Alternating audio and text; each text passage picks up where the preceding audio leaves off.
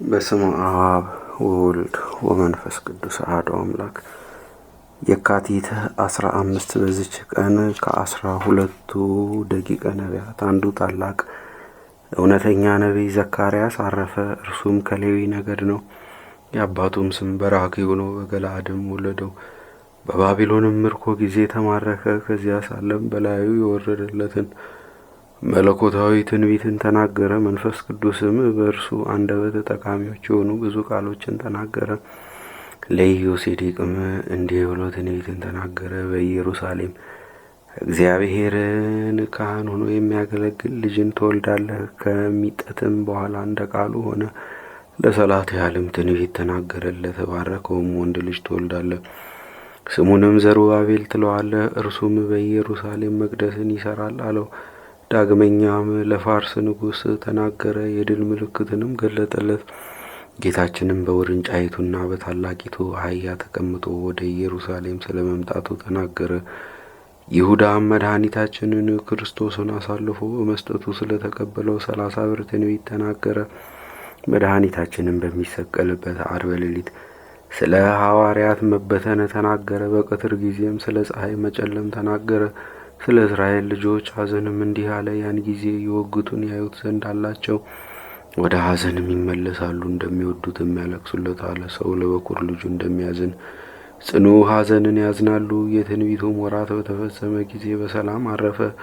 በነቢያት መቃብርም ተቀበረ። ለእግዚአብሔር ምስጋና ይሁን፣ እኛንም በጸሎቱ ይማረን፣ በረከቱም ከእኛ ጋር ትኑር ለዘላለሙም አሜን። በዚችም ዕለት ስብስጥያ በምትባል አገር የሰማዕታት አርባሃራ ሰማይ ቤተ ክርስቲያናቸው ተከበረች። ይህችም ቤተ ክርስቲያን በስማቸው አስቀድማ ተሰራች። ታላቁ አባት ባስልዮስም አከበራት። ስለ እርሳቸውም ድርሳናትን ደረሰ። በዚህችም ዕለት በዓልን አደረገላቸው። በረከታቸውም ከእኛ ጋር ትኑር ለዘላለሙ። ለእግዚአብሔር ምስጋና ይሁን አሜን። በዚችም ዕለት በገድል ተጠምዶ የኖረ አባ በፍኑትዮስ አረፈ። ይህም አባት ከታናሽነቱ መንኩሶ በጾም በጸሎት በስግደትም እየተጋ ታላቅ ተጋድሎን ተጋደለ። ያማረ የምንኩስናውን ሥራ በፈጸመ ጊዜ መነኮሳት ከሚኖሩበት ገዳማት ርቆ ወደሚገኝ በረሃ ውስጥ ይገባ ዘንድ የከበሩ ገዳማውያንን የሚጎበኛቸው ዘንድ ለሚያነቧት ጥቅም ትሆን ዘንድ ገድላቸውንም እንዲጽፍ ልዑል እግዚአብሔር አዘዘው። በዚያንም ጊዜ ለእግዚአብሔር ትእዛዝ ራሱን ዘንበል አድርጎ ወደ ውስጠኛው በረሃ ገባ። በመንደር ውስጥ እንደሚዞር ሰው በዱር መካከል ዞረ። ከገዳማውያንም ብዙዎችን አገኛቸውና ዜናቸውን ተረድቶ ገድላቸውን ጻፈ። ከውስጣቸውም የከበሩ ገዳማውያን ጢሞቴዎስና አቡናፍር አሉ። ይህንንም አባት በፍኑትዮስ ወደ ውስጠኛው በረሃ በመግባቱ ከረሃብ የተነሳ የስቃይ ደርሶበታል። ያለ ምግብ 3 ቀን አድሯልና።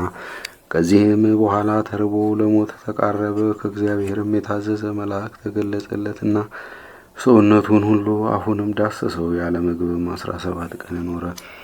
ዳግመኛም ከቶ ሰው ሳያዩ 60 እና 70 ዓመት ከዚያም የሚበዛ የሚያስደንቅ የገዳማውያንን ኑሯቸውን ተናገረ። ወደ ውስጠኛው በረሃ በሚገቡ ጊዜ እነርሱን ስለሚዋጓቸው ከርኩሳን መናፍስትና ከሚያስፈሩ አራዊት ስለሚደርስባቸውም ፈተና ተናገረ። ከዚህም በኋላ በትዕግስታቸው የሚገዙላቸው ይሆናሉ። አራዊትም እንደ ባሮች ያገለግሏቸዋል። ቅዱስ ቁርባንንም እንዴት እንደሚቀበሉ ደግሞ ተናገረ። በዕለተ ሰንበት የመድኃኒታችንን ክርስቶስን ሥጋና ደም መላእክት አምጥተው ያቀብሏቸዋልና ከገነትም ፍራፍሬዎችን ይሰጧቸዋል። ለዚህም አባት ስለ እሊህ ድንቆች ሥራዎች አይቶ ምስክር ሊሆን የተገባው ሆነ። ከዚህም በኋላ በሰላም አረፈ። ለእግዚአብሔር ምስጋና ይሁን፣ እኛንም በጸሎቱ ይማረን፣ በረከቱም ከእኛ ጋር ትኑር ለዘላለሙ አሜን።